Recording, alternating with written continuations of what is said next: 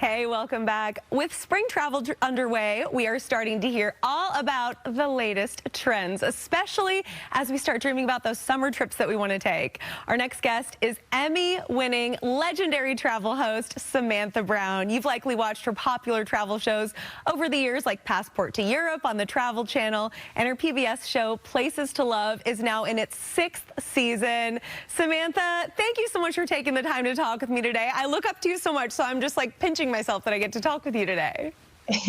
Carly, it's great to be here. Thank you for inviting me on. Awesome. Well, we're talking all about spring break travel trends to start. So what are some little trends that you're seeing with spring break travel so far this year? Well, first of all, the biggest trend of 2023 is that it is not 2022. And I think we can all say good riddance, right? That's where we saw pent-up demand travel, which is now fully done, revenge travel, all this type of travel that we felt really obligated to do, and maybe went to places that we couldn't quite afford just to catch up because we had been, in a travel desert for so long. Now for 2023, people are traveling where they want. And most importantly, Carly, what they can afford. Affordability plays a big role in where people are traveling to. Definitely. I'm glad to hear that revenge travel is over because I feel like I was sort of waiting for that to end. So now I'm ready to go, especially looking ahead to this summer. So if families know that they want to go somewhere, but they don't really know where to start, what should they do first?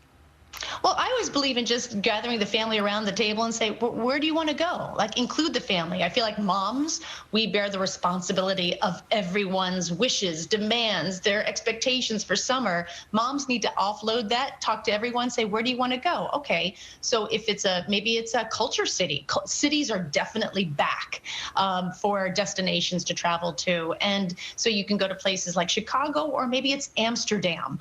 But talk to your kids and say, well, what do you want? What do you want to achieve? And then just start from there. That's a good tip. And I feel like sometimes for me, travel sneaks up on me a little bit. I'm like, oh my gosh, I have all these PTO days that I need to use. I'm going to have to do this last minute. Do you have any last minute trip ideas for people? Yeah, don't get on a plane. Just don't. There's no reason to stress you out. Drive. The road trip, car trip is still king, right? You go 2-3 hours from your house and just have a really lovely time. Because here's the thing about travel, the benefits of travel, right? Having fun, bonding with your family, maybe solo time for yourself just to restore your batteries. They happen no matter how far you go. It doesn't matter if you're going 3,000 miles or 300 miles. The benefits of travel are going to be there. So keep it simple, don't overthink it, and don't overspend. That's a really good tip. And you're just such a pro at this. If people do jump on a plane, what can they do to kind of plan a seamless travel day? So you definitely want to download your airline app, right? Because then you're going to get all the alerts, the delays, the cancellations that start coming in about 24 hours. So you definitely want to monitor that. Another thing that I always do is remember that weather, which has been bonkers this winter and into spring, is something that you're flying from, to, and through. And so just be aware of that and make adjustments before everyone else can. I always reach out to the airline through my social media because there's more customer service put on those entities, like a Twitter especially, because then I'm going to get better customer service. So I have, and here's my biggest tip, Carly, for everyone watching, if it's a big trip, small trip, I don't do this, but if it's a big trip, I have a go-to plan if something goes wrong. I have the next flight I can get on, the next flight I can get on. Maybe there's an alternative airport. I have that plan. Again, this is for important trips. And so if nothing happens, well, good. I've already done this exercise, right? This mental exercise that things might not go right. But if something does go wrong, I am on it. And I call the customer service number, or I reach out into Twitter and I say, this is my flight. It was canceled. Can you get me on this flight? I am already there where everyone else is in shock that things have gone wrong. So if you just plan for the worst, when it's just theory, right? This isn't going to happen. It's just, what if something happens? You have a plan. You have plan B and C, and you're ready to put it into action immediately. Hope for the best, prepare for the worst. That's what they say, right? Exactly. Yes, yes. Any favorite places right now that you'd recommend people travel that's affordable and easy to navigate?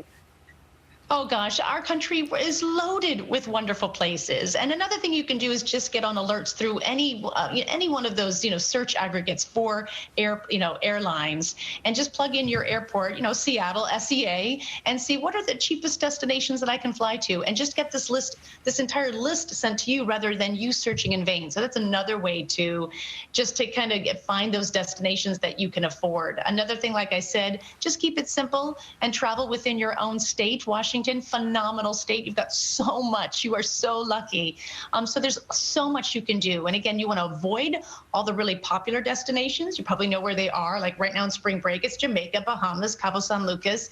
Think contrarian. Think, well, where aren't people? And still find great travel experiences. Again, the United States is a phenomenal place to travel all over into. And you can save a lot of money that way as well. And you've done such a good job of that. As a travel host, what's kind of been your key to maintaining longevity in this industry? Because I feel like it's just always changing so much. I just have such a career crush on you. Oh, thank you so much. Well, I loved your prior guest's comment that as women, we really think that we can't do it and we kind of talk ourselves down, and don't. I felt like I didn't know what I was doing for the first 8 years of my career. I wasn't good on camera. I wasn't a traveler to begin with, and I just learned, and I was curious, and I really just loved, meeting people and doing what I did, and I slowly got better at it. So if you love it and you have a passion for something, don't count yourself out if you're not an ace at it. You will get there. Just keep at it. Oh, Samantha Brown, thank you so much. It was so lovely talking to you today. Nice talking to you too, Carly. Have a great day. You too.